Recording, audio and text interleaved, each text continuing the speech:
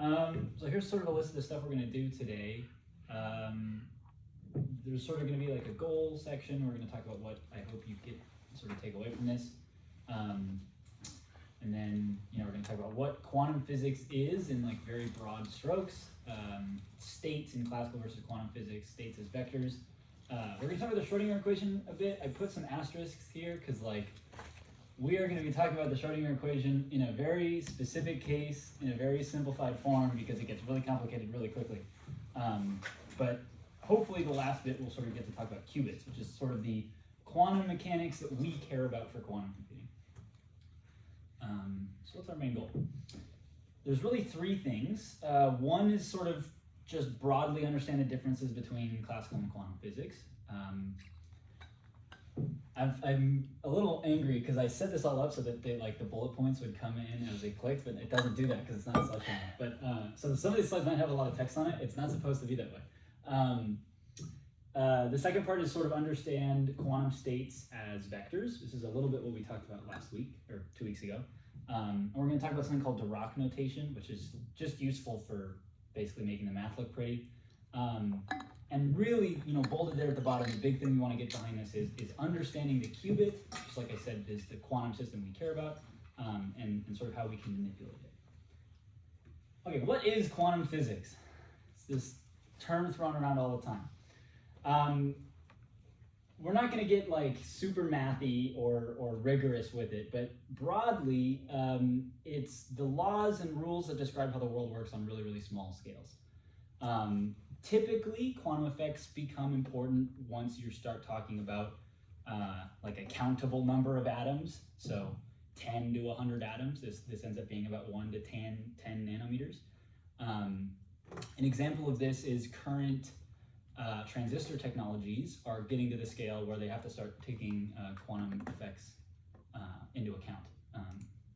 Like recently, Apple stuff or whatever has been 7 or 5 nanometers. Which is kind of crazy to think that there's something that we interact with on the daily that's on the scale of 10 to 100 atoms. That's insane. Quantum mechanics is built on linear algebra. It's really the only reason that we know it works is because it's been experimentally verified. It's this really random thing that people just developed, and then anybody else is like, why do we do that and not anything else? It's so arbitrary, and the reason is, well, because we tested it and it works. So it's basically our best description of how the world really works, and it's just that we interact with sort of things at such a big scale that all the effects kind of average out. I have a couple slides here on the impetus. I'm not going to go too in depth on them. I'm going to just go quickly. There's really two things, something called the ultraviolet catastrophe, which is basically that classically the physics said that we should be getting infinite energy from stars in the form of very low wavelength photons. So you can see here the black is the classical theory. This is the wavelength of the light emitted. This is something like the power basically. And these different curves are for different temperature stars. But it's basically saying that as you go to lower wavelength, which we think stars emit basically at every wavelength, and it's okay, you get infinite energy from the star. And well, we don't get infinite energy from the star. We just know that experimentally. Otherwise, the universe would break. So there's sort of a question of how do we rectify this? And basically, Planck was the one that went through, and he kind of worked backwards from the experimental data and worked out that photons are light is quantized in the form of photons. And he was like, that's really weird. And at first people thought maybe it was just a fluke, but then Einstein came out with his paper on the photoelectric effect, where the photoelectric effect is basically you shoot some light at some metal and some electrons fly out. And classically, we would expect that the energy of these emitted electrons should be dependent on the intensity of the light you send. That makes a lot of sense. You're sending brighter light, more electrons should get shot out and sort of the electrons should get shot out at higher energy. But that doesn't happen at all. It's dependent on the frequency. And everyone was like, that's super weird. And then basically Einstein came to the same conclusion that light is quantized as photons. And it was really these two papers in conjunction that came out at the very beginning of the 1900s that sort of opened up quantum mechanics as a field. Okay, that was a fun little history lesson. Let's talk about this idea of physical state. So physical state is not just a thing in quantum mechanics, it's a thing in classical mechanics as well. It's a thing in regular physics. In classical physics, we sort of define state, the state of a particle, as being its position and momentum. So the state at some time. Oh my, what the heck? That wasn't supposed to happen. Huh? Looks like it disconnected. Yeah, it just said screw you. By the way, the video is mirrored. It can be unmirrored later, right? I don't know. It's because you're doing the front-facing camera. Okay, let me see if I can get this to work again. Page was reloaded because using significant energy. What the heck? Okay.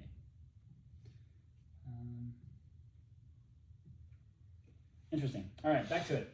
So the state of a particle is defined by its position and momentum, where momentum is just the mass of the particle multiplied by its velocity. Yeah, go ahead. Yeah, I actually have a question about the history part. Yeah, sure.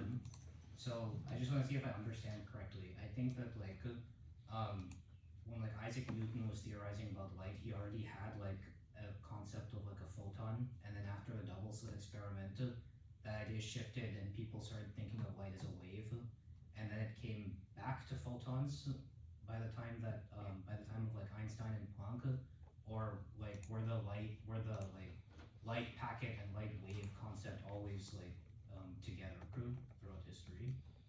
I didn't know that Newton thought of light in the form of photons. I've never heard of that before. I think he called them corpuscles. Yeah, I don't know. What I do know is that by the time before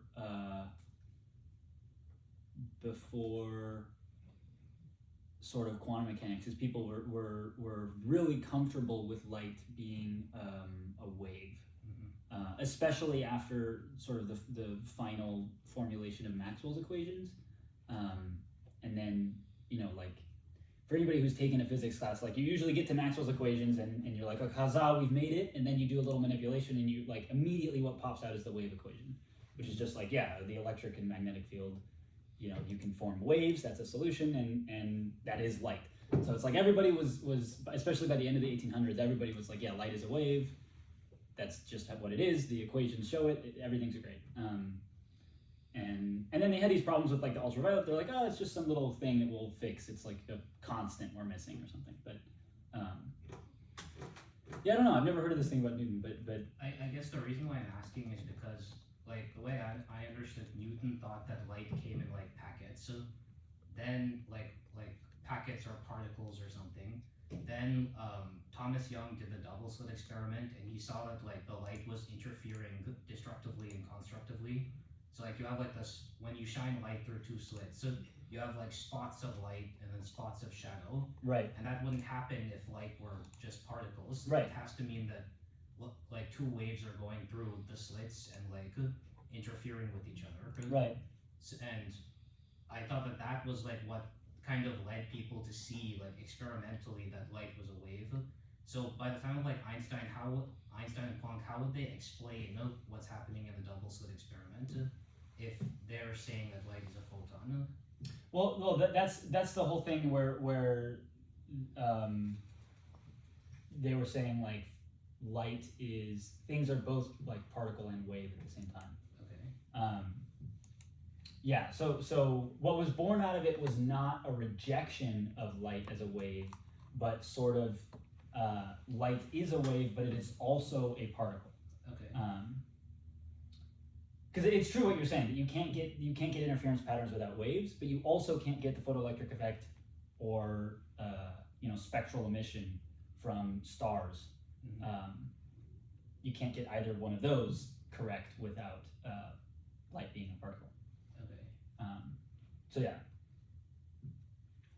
Oh, just an FYI, the room is booked again from 5 p.m. onwards, so we don't have the room past 5 at all. Yeah, I know. I remember when you said nice screen.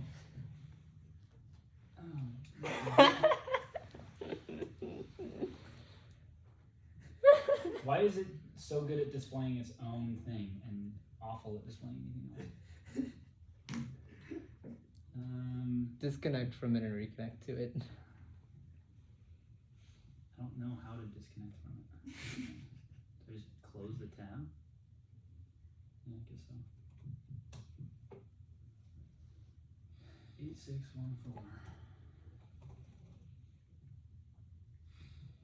Let's not use the library rooms again. Yeah. That's my opinion coming out of this. Okay.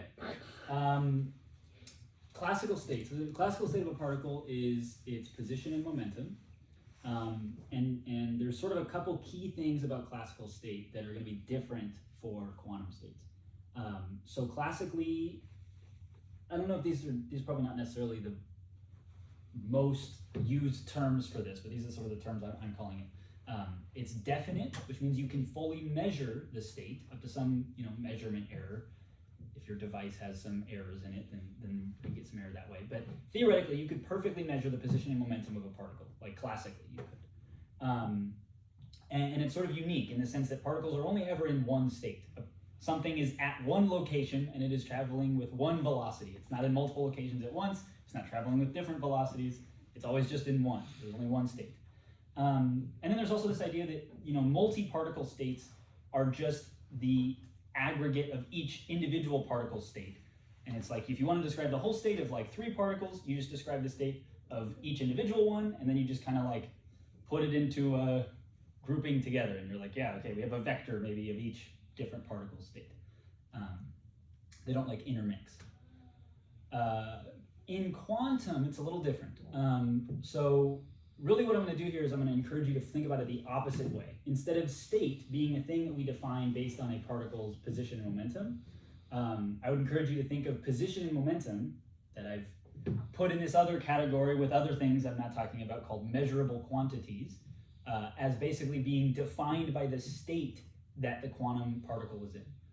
So what we've done here is we've switched the order where we say classically state is some derived thing from position and momentum, and quantum we're sort of saying state is this overarching thing that then we can derive our physical quantities from. And multi-particle states can sort of be non-trivially interconnected to each other. So the main 2 words I'm using here, instead of definite, it's uncertain. You can't perfectly measure all quantities. This essentially just happens, it's a byproduct of the fact that when you measure it changes the state, and another thing called the uncertainty principle. And then this idea of superposition where a particle can be in a linear combination of states. It can be in multiple states at once. And this might seem really weird. Mathematically, it's not very weird at all. It comes exactly from linear algebra where a vector can be in a linear combination of different vectors, and that's totally fine. So basically people started using linear algebra to describe quantum mechanics, and they said, hey, according to this, a particle can be in a superposition, and what do you know, it can't. We know that by experiment. So like I was saying, big comparison here. In classically, we construct a state out of sort of these measurable quantities, and in a quantum way, our spectra of measurable quantities, because in reality we'll have like sort of a spectrum, is defined and sort of derived from the quantum state you're in. And if we want to sort of time evolve this state, classically, this is sort of like the big thing that you always want to do in physics. You solve the position and momentum at one time as a function of time, and now you know it at any time. You just have to plug in the time you want, and it'll tell you where the particle is going to be in a million years, as long as your system still holds. Quantum mechanics, it's sort of the other way around. We find the state at one time, and we time evolve the state, and if we want to know the measurable quantities, we time evolve the state, and then look at what spectrum of measurable quantities that state has. So in this case, like position momentum, we want to know position momentum 100 years from now, we have to find the state 100 years from now, and then that'll tell us the position momentum. Yeah, go ahead. Are you using the word spectra in some like technical sense here? Or? So, no, and actually, I just thought of a better word. Distribution. So I just mean that associated with one state there's a bunch of measurable is quantities. often, a bunch of measurable quantities, and often for each one, not a single value. Like It's some like, yeah, you could think like the classical, the Gaussian distribution, a bell curve that pops up a lot. So it's like you have a bell curve associated with state A is a bell curve of possible positions you could measure. And part like classically, this doesn't seem that weird because our devices have some error in it. So it's like if you try to measure it here, it actually is here, but you might measure it in some range around that. But actually, this is different from that. It's not just measurement error. It's that the actual location of the particle is not perfectly defined. It's within sort of some distribution of locations. Okay. Moving right along to this idea of states as vectors. And we'll build up a little bit sort of more of the notation of what we mean by a state. Here's a quick sort of one-slide review of some of the takeaways we got a couple weeks ago. Quantum mechanics is built on linear algebra. Quantum states are vectors in a Hilbert space. That's just a sort of fancy vector space. The dimensions of a Hilbert space are determined by the degrees of freedom of our system, our quantum system. I'll have some examples later that'll sort of show for different systems what the dimensionality of the Hilbert space is. Usually we want to span our Hilbert space, just like how in regular, coordinates, regular math, you might use x, y, z to talk about a point in space, but you also might use r, theta, phi. And you might use, different coordinate systems. So you use different vectors to span your space depending on sort of your use case. Usually we end up wanting to span the Hilbert space with eigenvectors of some operator that we care about. Basically, like, what are we going to measure? Are we going to measure position? Okay, we want to span the Hilbert space using eigenvectors of the position operator, of the position matrix. And the reason that we want to do that is essentially has to do with this third bullet point here. Only the direction of a vector matters for determining the state. So we're free to do with the magnitude whatever we want. We choose to make it 1 because the coefficients of if we take our vector and we decompose it into a linear sum of our basis vectors, which are eigenvectors of some operator, the coefficients of those basis vectors, we square that, and that's the probability of measuring that basis vector for that specific state. So essentially, we like to use these eigenvectors, and we like to normalize our vectors to 1 because it lets us think about the coefficients as probabilities. It lets us think about quantum mechanics in this very probabilistic sense, which is just more intuitive to our heads. Otherwise, the math's not like weirder, it's just harder to interpret what's actually going on. Okay, so a quick aside on Dirac notation, and I'm not going to explain too much what each of these things mean or actually why they're that useful.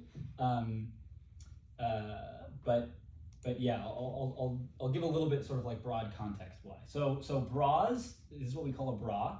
It's essentially this vertical line. You use some letter to describe the state. I just put A. Typically, if people are talking about quantum states, they use the Greek letter psi, and then you sort of have like an angle bracket, and that's just our equivalent of a vector. And in this case, vector is the same thing as state. Those are sort of interchangeable words. Oh my gosh.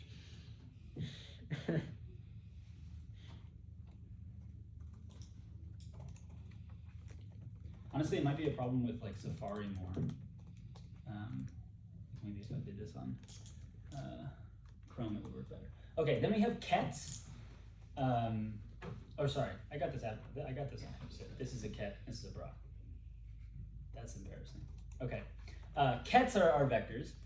Bras are sort of the transpose vectors, which you can just think of like regular vectors. Maybe use a column, and then the transpose is a row vector. So if you want to think about it that way, kets are columns and bras are rows. If we want to take an inner product, it's really nice to write out. We just sort of write a bra and a ket, right next to each other, and instead of writing 2 bars, we just write 1. And then an outer product is sort of flipped the other way around. Which, again, if you've seen linear algebra and you just understand a ket is a vertical vector and a bra is a horizontal vector, this is all sort of very normal. The reason it's nice is because in practice, to actually compute analytically, numerically, this inner product, you end up having to do a big integral. It's this like giant integral from negative infinity to infinity, usually actually over all space. So like 3-dimensional, over, negative infinity to infinity over all spatial dimensions. It's really gross. So most of the time we don't want to write all that out, so we'll just use the Dirac notation to like mean that. And in Dirac notation, everything acts to the right. Some things can also act to the left, but in general, you just sort of think of it like a matrix. You have a matrix and you put a vector to the right of it, and you sort of act on it like that. I guess for you it would be matrix vector. Okay, we're not going to use this, really at all to do math, but I am going to use this notation to represent a state. So just really the main thing here is that you get comfortable with this ket notation, and I'm just representing it as a state, which means I can also represent any state as a vector. Okay, so the next couple slides are just sort of exercises on different Hilbert spaces, and maybe just to give you a better intuition of what I mean by just sort of defining the dimensionality of a Hilbert space. The first example is just a free particle. So what this means is that there's no forces on it, there's no potential. You might think of potential like electric potential, there's none of that, there's no gravitational potential, there's nothing. There's just a particle, and it's the only thing in the universe, and it's just, traveling through the universe at some speed. The Hilbert space of position is infinite dimensional.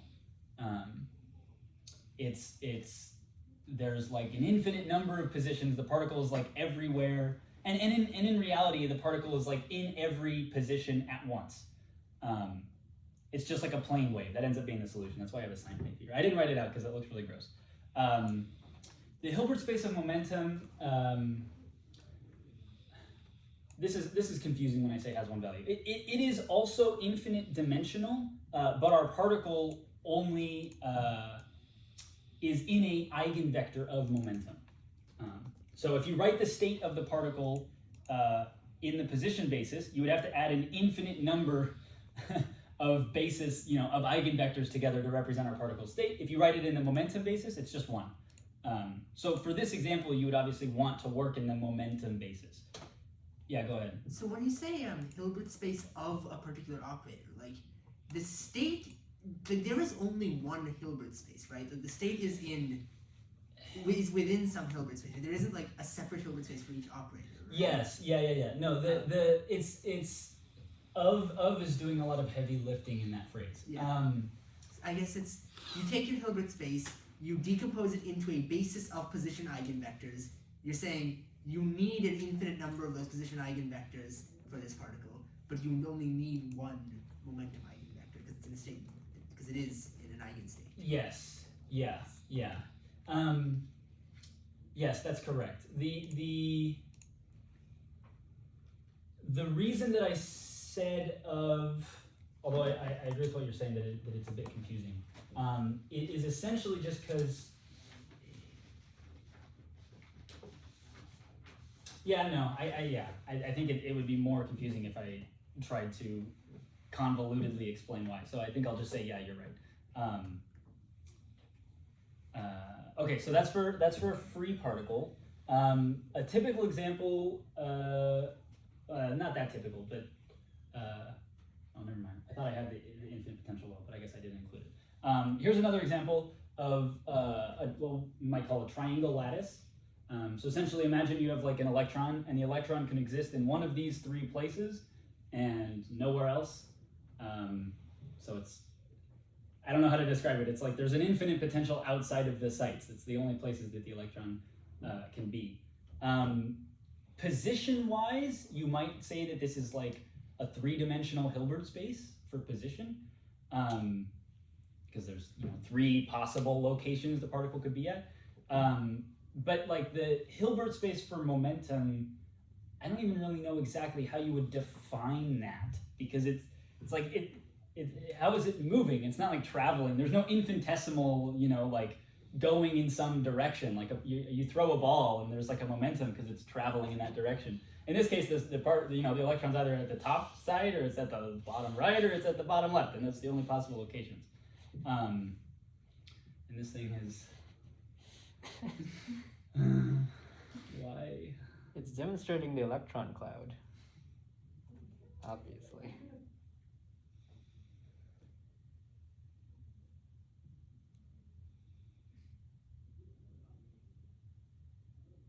Now it's not even showing code. Oh, 5846.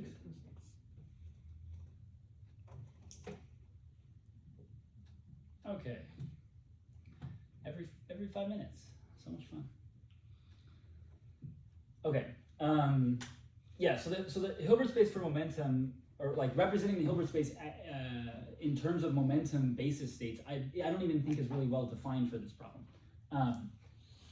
I suppose that kind of gets to the question of why I was using the word of. Just like as it's what basis are you sort of describing the Hilbert space in? And it kind of gets also to this idea of what factors are you considering in your problem. So for a qubit, for example, obviously some qubit has a physical location, like a quantum computer physically exists somewhere, but its Hilbert space isn't infinite dimensional, broadly because we don't really care about the position, so we don't like include it. There's no reason to talk about anything having to do with the sort of like positions of the qubits. Even though in general, usually position, this is like a broad thing you could tell your friends, usually position Hilbert spaces are infinite dimensional. There's very few circumstances where they're not. Basically only when you have some lattice and you're like, it can only be here. Those are the only examples. Okay, the Schrodinger equation. So we talked about our states. Let me go back a couple slides. We talked about our states. We talked about this idea of defining a Hilbert space. It's not super clear, but the qubit example I think is a good one that we'll get to later. But now let's say we have a state at some time, like I was saying, we have our psi of t. We want to know what happens to the state in 10 minutes from now. Just like how if I throw a ball, the classic physics problem, I throw a ball up, when does it hit the ground? Basically, like, tell me the future with your math. And the answer to that is essentially the Schrodinger equation. This defines how a quantum state evolves in time. It's what happens to the quantum state in the future. We're going to kind of break down what it is. This is symbolically what it looks like. If you've never taken like higher calculus, probably 20C, especially really 20D because it's a differential equation, this will look very disgusting. And accepting like really nice examples that you actually do the math for, it is very disgusting and not easy to solve. But the sort of the like points, general thing that I want you to do is like squint your eyes, forget what this is. This is something. This is like whatever. Really what this is representing is the rate of change of the state. So you can think of it like position, the rate of change of position is the velocity. So it's like the speed and direction that this state is changing. And that's on one side. And that's equal to applying what is called our Hamiltonian operator, the time evolution operator, onto our state. So essentially, applying the time evolution operator is kind of the same as like evolving our state in time, or it tells us like how the state will change in time.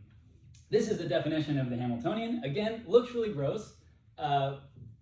Really all you need to know is that the Hamiltonian is basically just kinetic energy plus potential energy. That's not necessarily always true, but for now, just like asterisk, the Hamiltonian is just the total energy of your system. So how much kinetic energy do you have, how much potential energy? So for the examples above, particularly for the free particle, that just means that V of x here is 0. There's no potential energy anywhere. And so the only thing going on is the kinetic energy. Calling back to that free particle, the most important thing that we get from the solution of the free particle is its energy levels are not quantized. Which might seem weird. We're talking about quantum mechanics. The whole point is that like things become quantized, length becomes quantized, energy becomes quantized, light is quantized as photons. The energy levels of the free particle aren't quantized. So that tells us the quantization comes from potentials. If you had no potential anywhere, you just had a particle existing in the universe, it has a continuous spectrum of possible energies. This is the example I was talking about before, the infinite potential well.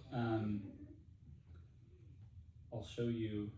Oh God, it's really gonna hate this. It's like an animation. Okay. So the potential well. Why is this so like tiny? Okay, there you go. Okay, so the potential well is basically, let me draw it, actually. Oh boy. This will be easier. This will be easier to see. So this is like X. This is V of X. There's a This very is the- light marker. Maybe that one's better. You can't see it on the thing. Oh, you I can't see it at from all. here at all. Forget about the camera. I can't see it. Toss me the.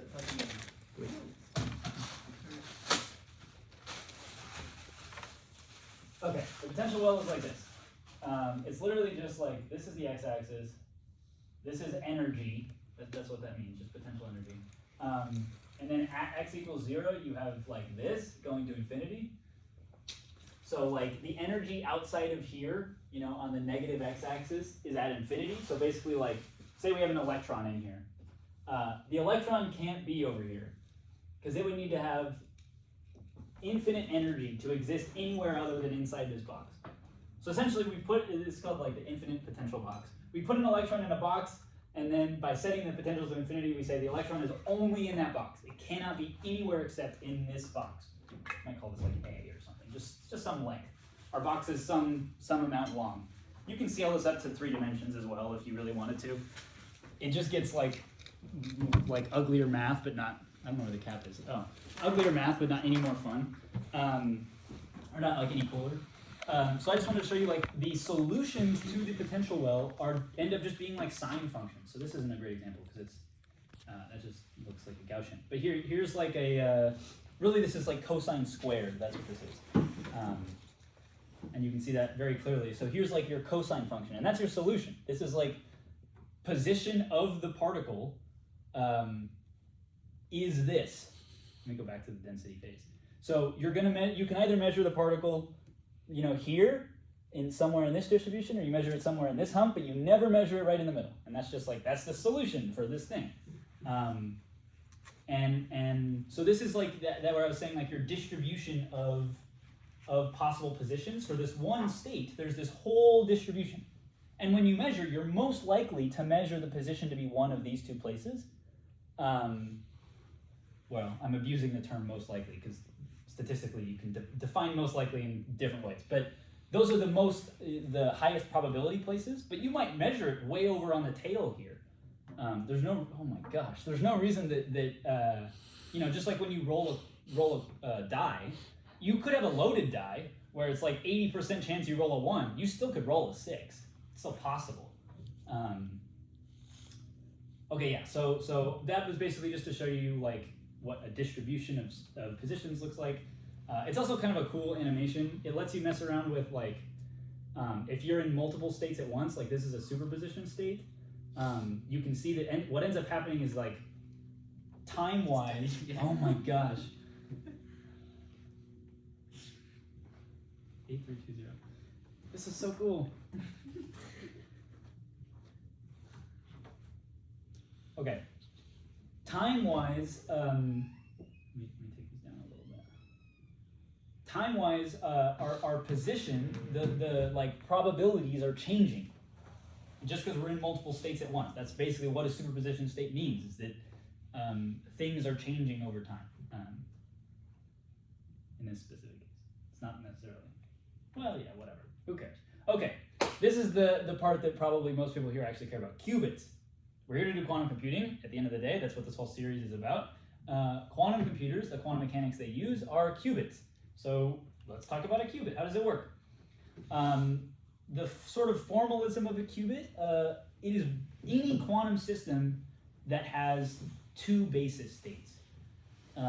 So typically we think of it maybe as being like electron spin, and then there's a spin up or a spin down. Often people have also thought of it as photon polarization. You can polarize a photon sort of like vertically or horizontally, and any other sort of like diagonal or circular or elliptical or any other polarization you can think of is just some combination of a vertical and a horizontal polarization. And often we'll use sort of the ket 0 and ket 1 to describe those 2 states. Just like how in regular computers you talk about a 0 and a 1 state. So we're just sort of borrowing those terminology.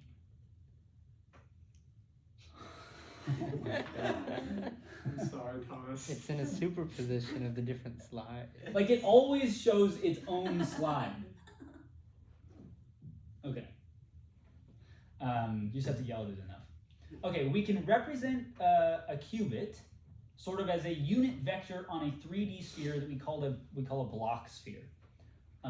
This only works for a single qubit. So multi-qubit states that we'll talk about in a little bit, you can't do this way, but for a single qubit, you can use a block sphere. And this is nice because human brains are really good at sort of like visually looking at something and understanding how it works. And we'll see that operations are end up just being rotations. Our brain is great about visualizing like something rotating in 3D space.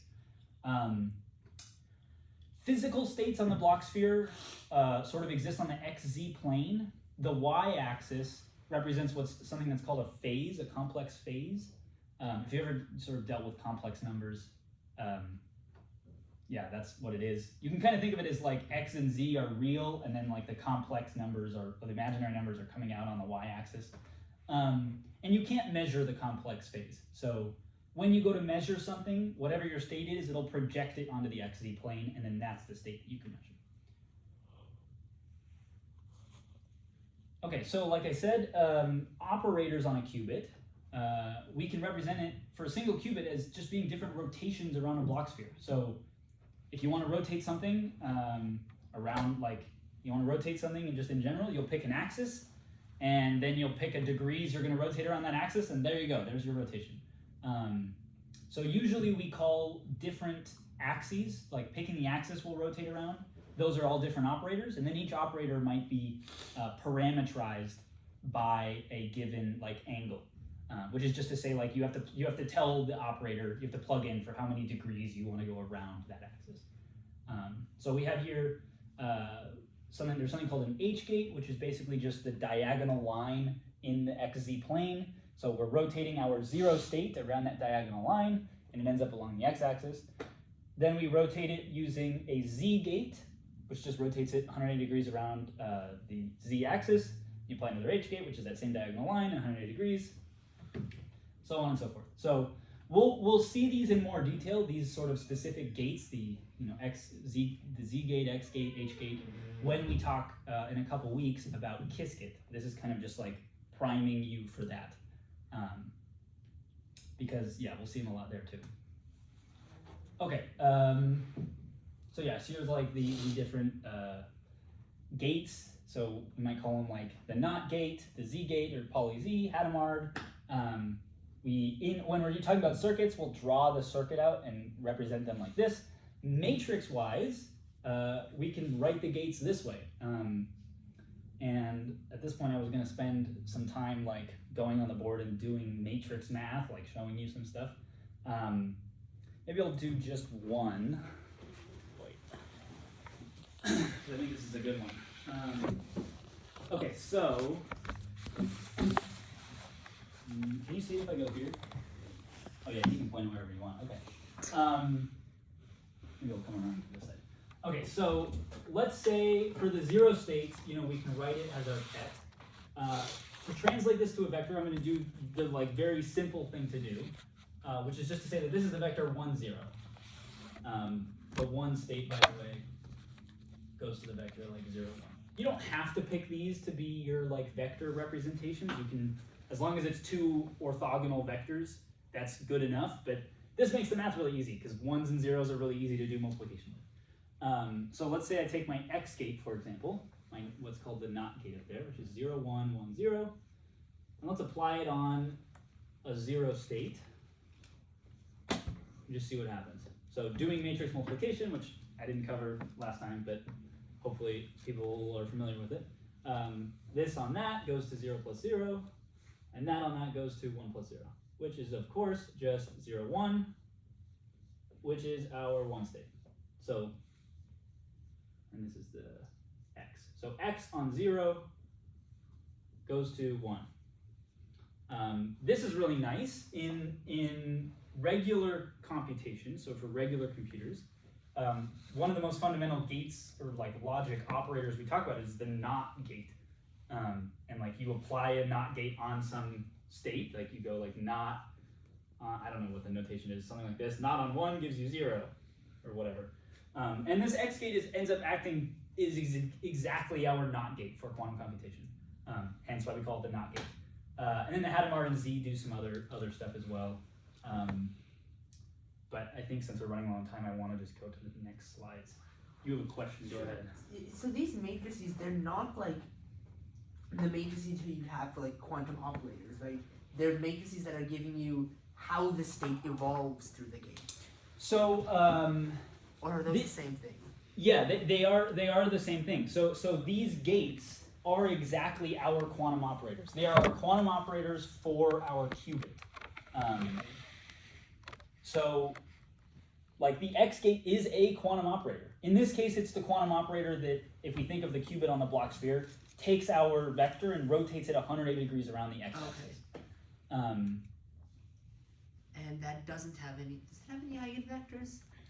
It does, yeah. Yeah, It has It has 0 plus 1 and 0 minus 1.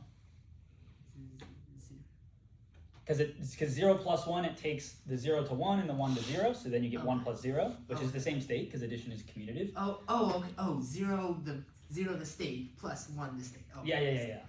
Okay. I have one more slide, so I'll share this and then jump back over there and sort of write out a little bit what I mean, because I want to write this out as well. Okay, so we can scale up our states. Everything we talked about so far for qubits is just single qubit states, but obviously quantum computers have more than one qubit. If you want to do anything interesting, we need more than one qubit. So we need to talk about multi-qubit states. Multi-qubit states in general are very difficult to solve, just like multi-particle systems in physics are very difficult to solve. So we're just really going to talk about 2-qubit states for right now. But basically, we can squint our eyes, and the technique for joining the state of 2 qubits together is just the same as algebraic factoring, or I guess like distribution. It's like foiling. So we just distribute 1 qubit state across another, and then we can label the combined state with a ket that has 2 numbers in it, like 2 digits, instead of just 1. So before we talked about 1 qubit. I'll go back around. I have to flip that again. Before we talked about 1 qubit, and we used 1 number, 0 or 1. I should have wrote this. It did the thing. It finally did the thing. So this is still a valid, let me call this state A. I'm just defining this. Well, yeah, sure. 0 plus 1. This is still a fine state. These are just 2 vectors. We can linearly combine these vectors. Technically, because in quantum mechanics we restrict our vectors to be normalized, which just means that it means the same thing that it does regularly for vectors. So, like the square of the sum of the components is equal to 1, or the square root of the sum of the square of the components, square of the whatever. Oh my gosh, and it's off again. Who cares?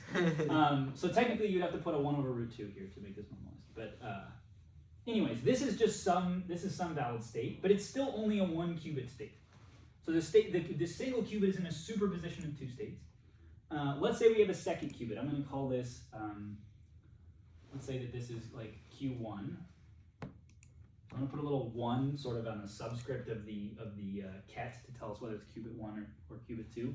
And then let's say qubit 2 is in, I don't know, let's call this state B. And this is just going to be a 0. So I'll just write this like 0, 2. So if I want to find the combined state of these 2, which I'll call it like, Q1, Q2, these are my weird looking Qs. And this is just to represent that it's a 2 qubit state. All I have to do is I have to multiply these 2 together. So 1 over root 2, 0 plus 1, and then 0, 1, and then when I distribute it, I'm just going to sort of like 1 over root 2, write like this, 0, 1, 0, 2, plus 1, 1, 0, 2. Does that make sense to everybody? All I've done is I've just treated these like x's or like numbers in my sort of like polynomial, and I've distributed them across each other. Usually what we'll do to make this notationally a little easy. Outer product? No, this is not an outer product. Okay. Technically, this is a tensor product. Okay. To make this a little easier, we'll usually write these in one combined ket, like this: 0, 0 plus 1, 0, where sort of the order of the digits is telling us which qubit it is. So the first digit is always qubit 1, and the second digit is always qubit 2. You can flip those around to be the other order. You just have to pick a convention and stick with it. And yeah, so this is now a multi-qubit state, and that's a totally valid multi-qubit state. So go us, we've done 2-qubit math. Given this state, you could also work backwards to sort of like the factoring of what would qubit 1 and what would qubit 2 be.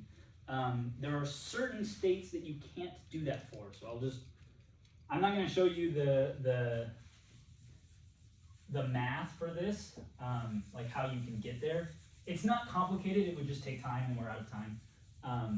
So I'll leave it as an exercise for you to do. You could have a state, a multi-qubit state, like this.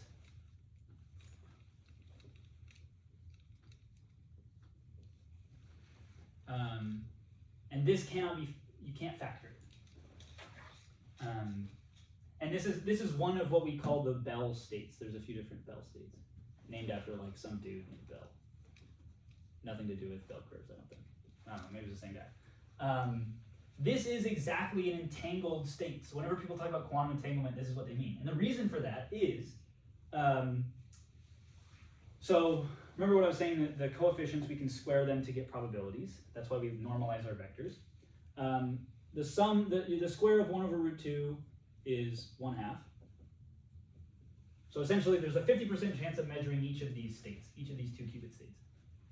Let's say we only want to look at 1 qubit at a time though. We're just going to measure 1 qubit, and then we're going to decide if we want to measure the other qubit. We measure qubit 1 as a 1. Well, now we automatically know that we're in this state, because the only state where qubit 1 is a 1 is the state where qubit 2 is a 0. There's no other states that it could possibly be in. And vice versa. If we measure qubit 2 as a 0, we know we're in this first state, because the only state where qubit 2 is a 0 is the one where qubit 1 is a 1. This is what you might call, like, I don't know, anti-parallel entanglement, or maybe like opposite entanglement. And then you can entangle things in the same direction, sort of like 0, 0 plus 1, 1. But yeah, these end up being super useful, because when we're doing quantum computations, what we want to do is we want to entangle. The idea is basically, if you can entangle your qubits all together, you can end up being in some super high dimensional space that makes your math much easier. Like, it's hard in our low 3-dimensional existences, but for, 2 to the 83 dimensional beings, it's simple algebra. So then the math gets really easy. The quantum computer can do really hard computation really fast. And then you can project back down by measuring onto the regular states of 1 and 0. Because at the end of the day, when we measure, we're only going to measure the qubit as being in a 1 or 0. There's no other possible thing. Remember last week when we talked about you have to measure an eigenvector of some operator when you measure it. So then we project back down, and we get the answer. That's basically the idea. Yeah, so these entangled states are kind of like the bread and butter, the thing that people think is going to make quantum computers better than classical computers. Okay, we're already over. So, shall we end it then? Got anything else to say? Where are the people that you said were going to come kick us out? I don't know. I'll take, like, as I slowly clean up, I'll take questions from people if they I have. did have a question. Keep recording? Oh, okay. That's fine. Yeah, just keep it running. That's fine. But for anti-parallel entanglement and, I guess, collinear entanglement, Yeah, I was thinking anti-parallel and parallel. oh. Because 0, 0, 1, 1, no? Okay, but for the 2-qubit system, it reminds me of XOR and XNOR gates, Mhm. does it generalize to other amounts of qubits? This relationship. Yeah, being XOR, XNOR.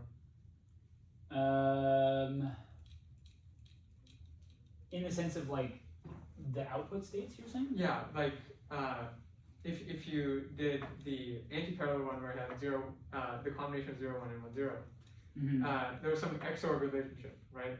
Yeah. And then for the 0, 0, 1, 1, you could just I guess you could negate that. But there's some kind of XNOR type of relationship going on. Is there any way to generalize that to some other number of qubits? Or is that just... Oh, I see. Like you're saying, can you entangle more than two in this same sort of way? Yeah, in the same kind of way. Yeah. So parallel. Yes, absolutely. You can't with anti-parallel, and essentially the reason is because you only have two states. So there's only you can only have two things opposite each other. If you have 3 qubits, suddenly one of the states, the qubit is going to have to be the same as the other two because it can only be two as one of the other two because it can only be one or the other.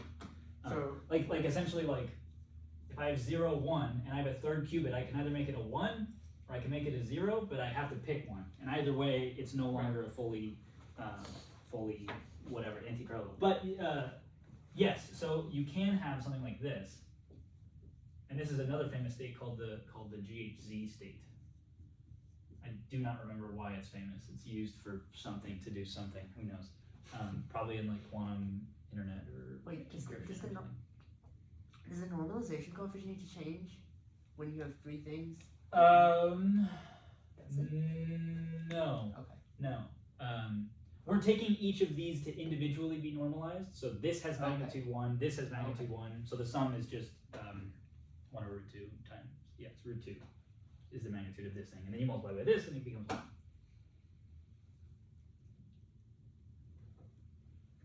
Any other questions? Sorry about the technical difficulties. That's been very annoying. I think we're done then.